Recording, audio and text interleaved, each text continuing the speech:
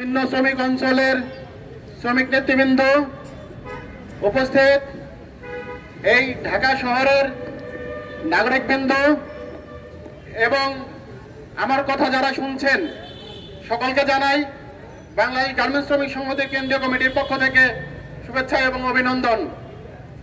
বন্ধুগণ, আপনারা শুনেছেন আজকে শ্রমিক অঞ্চলগুলোর পরিস্থিতি কি। আমার পূর্ববর্তী বক্তা বলেছে আজকে বিভিন্ন কারখানায় যখন শ্রমিকরা আন্দোলন করে, আন্দোলনের পর শ্রমিকদেরকে ছাঁটাই করা হচ্ছে, একই সাথে শ্রমিকদের নামে মিথ্যা মামলা দেওয়া হচ্ছে। এই পরিস্থিতি শুধু আশুলিয়াতে নয়, আমরা দেখতে পাই চট্টগ্রাম সহ বিভিন্ন জায়গায় যেখানে গার্মেন্টস কারখানা রয়েছে সেই কারখানাগুলোতে একই অবস্থা প্রায়।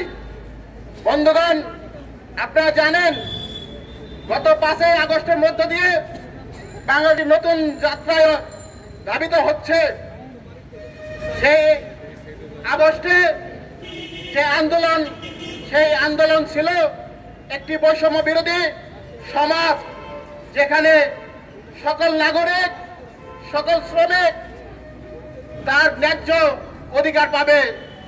বন্ধুগণ, আমরা দেখলাম যে বাংলাদেশ সরকার থেকে শ্রমিকদের জন্য তারা একটি বৈঠক করলো এবং সেই বৈঠকে 18 দফা দাবি তারা বাস্তবায়ন করবে, সেই প্রতিশ্রুতি দেওয়া হলো।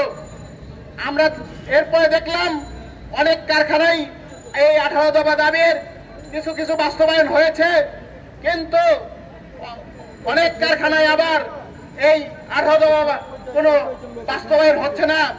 সেখানে ওভারটাইমের টাকা পাচ্ছে না, সেখানে পর্যাপ্ত ইনক্রিমেন্ট শ্রমিকরা পাচ্ছে না।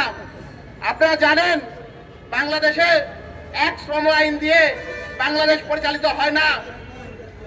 বাংলাদেশে ওই ইপিজেডে যে শ্রমিকরা কাজ করে তাদের জন্য এক আইন, আর ইপিজেডের বাইরে যে শ্রমিকরা কাজ করে তাদের জন্য আরো আইন।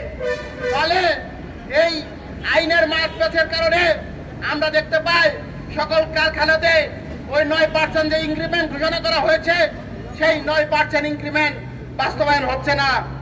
বন্ধুগণ, আমরা চাই বাংলাদেশের সকল শ্রমিকদের জন্য একটি মাত্র আইন থাকবে, এক অভিন্ন আইন থাকবে, যার মধ্য দিয়ে সকল শ্রমিক তার ন্যায্য অধিকার পাবে। আজকে সরকার শ্রম কমিশন গঠন করেছে, এই আইন সংস্কারের জন্য তারা কমিশন গঠন করেছে। আমরা দাবি জানাই এই কমিশনের কাছে আজকে শ্রমিকদের যে ন্যায্য অধিকারের যে বিষয়, তার মাতৃত্বকালীন ছুটি, সেই ছুটি অবশ্যই 6 মাস করতে হবে। আমরা জানি বাংলাদেশে বিভিন্ন কারখানাতে আইন থাকলেও তারা মাতৃত্বকালীন যে ছুটির সুবিধা, সেই সুবিধা পায় না। বন্ধুগণ, ফলে এই আইনের মধ্য দিয়ে, এই আইন সংস্কারের মধ্য দিয়ে নারী শ্রমিকদের জন্য তার মাতৃত্বকালীন ছুটি 6 মাস করার আমরা দাবি জানাচ্ছি। বন্ধুগণ, সমাবেশের আমার বক্তব্য দীর্ঘায়িত করব না। আপনারা যারা আমার কথা শুনছেন এবং দূর দূরান্ত থেকে এই সমাবেশে উপস্থিত হয়েছেন সকলকে আবারও অভিনন্দন জানিয়ে আমি আমার বক্তব্য এখানে শেষ করছি। দুনিয়ার মজদুর এক হও।